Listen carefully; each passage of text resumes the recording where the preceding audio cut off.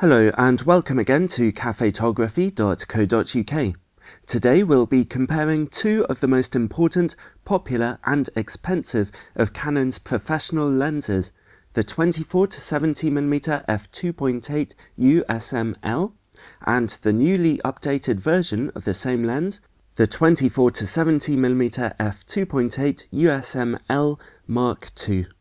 For a long time, the Canon 24-70 f2.8 has been the bread and butter lens of professional photographers who might be shooting weddings, sports, indoor events, or doing press photography. The lens's bright f2.8 aperture lets in quite a lot of light in order to get snappy shutter speeds for sharp pictures, and this wide maximum aperture also means that you can get quite an out-of-focus background, so the lens also lends itself well to portrait photography. The zoom range of 24-70mm is not amazingly long, but it covers most of the needs of general photography. This original version of the lens has always had a stellar reputation for being built incredibly well and for offering excellent picture quality, but it's also a slightly old design nowadays, and it's now been superseded by the new Mark II version of the lens, which we're also looking at today. Let's consider how much of an improvement the newer lens is over the old. In terms of build quality, the main difference between the lenses is in size and weight. The newer lens is a little shorter than the Mark I version, and it weighs about 150 grams less than its older brother. They're both sizable, heavy lenses, but the new version is just a little bit more manageable. The newer lens has an 82mm filter thread, whereas the older is only 77, so any filters you buy will be a little more expensive. A rather interesting difference is that the Mark I lens actually extends as you zoom out to 24mm, which is in reverse to virtually every other zoom lens on the market. This feels slightly strange in use, but the advantage is that the lens can work with a much deeper lens hood.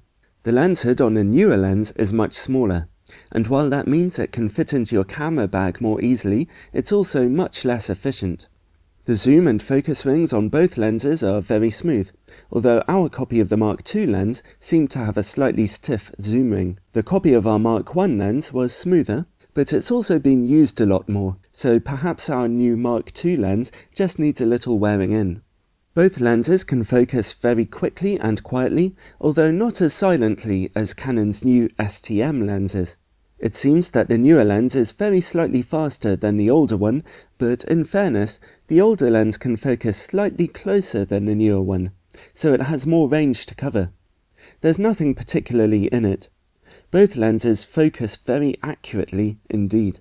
It's also worth bearing in mind that neither lens has image stabilization, despite their high asking prices. Now let's take some time to look at image quality. We'll start by looking at images from a full-frame camera, in this case the 20-megapixel Canon 6D.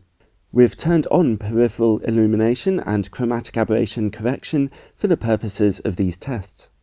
We'll start at 24mm with the aperture wide open at f2.8. Both lenses are good, but the Mark II lens clearly has an edge in sharpness levels and contrast. If we look in the corners of the image, the difference is more pronounced. The older version of the lens struggles a little, while the Mark II gives very impressive sharpness levels.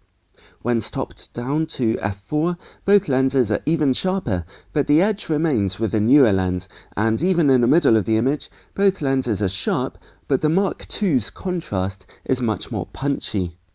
Well, let's zoom the lenses in to 35mm. At f2.8, again, both lenses are nice and sharp in the middle of the image, but the new Mark II lens is even sharper than the old one. However, the corners present us with a bit of a surprise.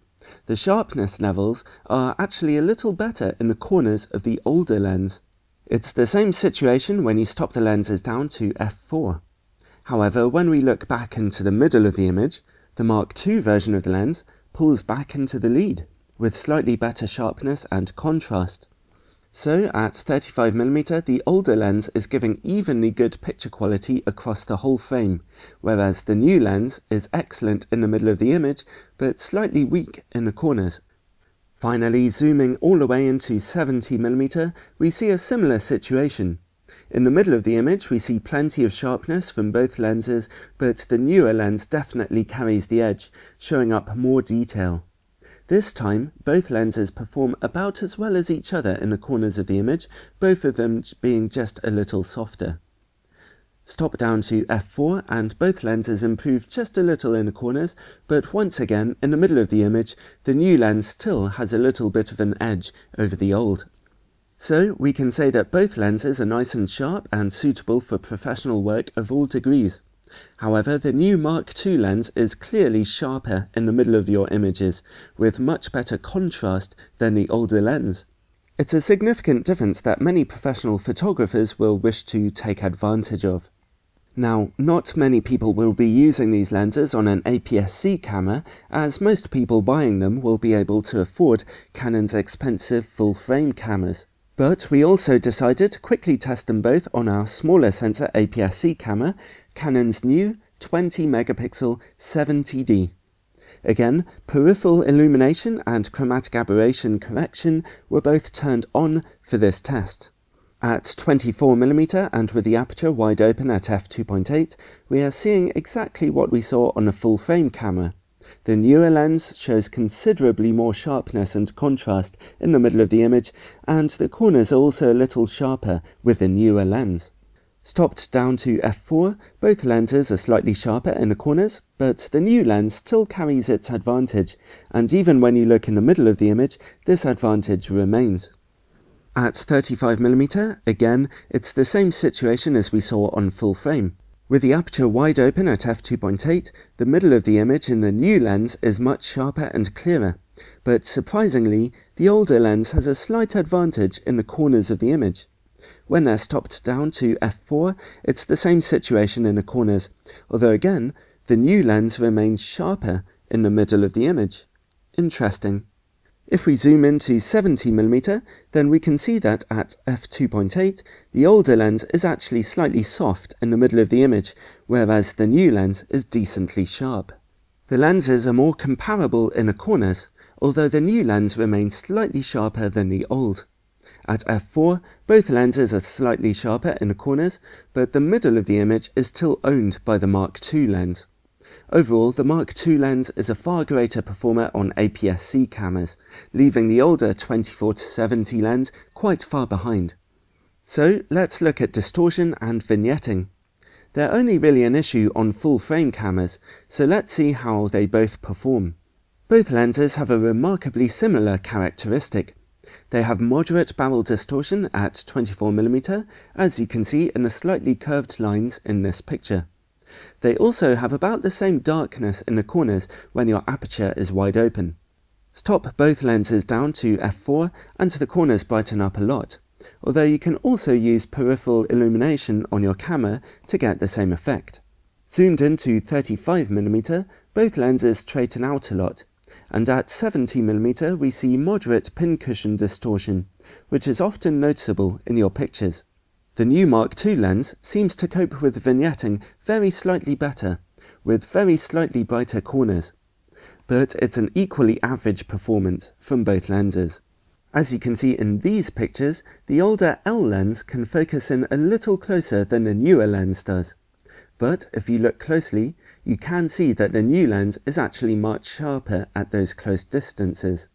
Even when you stop the lenses down to f4, the newer lens retains a lot more sharpness, and it's only at f5.6 that both lenses are comparably sharp. It's nice that the older lens can get a bit closer to your subject, but sharpness is always vital, so most people doing close-up work will probably prefer the Mark II lens. When it comes to working against bright lights, this footage shows that both lenses manage to keep their contrast levels reasonably high, but you also get some lens flaring. The lens flares on the older lens are quite wide and take up a lot of the frame. The newer Mark II lens seems to have a tighter flare pattern, which could be seen as a slight improvement, but neither lens is really performing successfully, probably as a result of their large glass elements. Both lenses' common maximum aperture of f2.8 mean you can get some nice out-of-focus backgrounds in your pictures, and both lenses give very good quality bokeh in your backgrounds. This characteristic is largely down to personal opinion, but the quality of the bokeh on the Mark II lens seems to be just a little softer than the Mark I, which has just a touch of outlining in some areas. But they're both good enough performers in this regard, with no major flaws. So what can we say overall?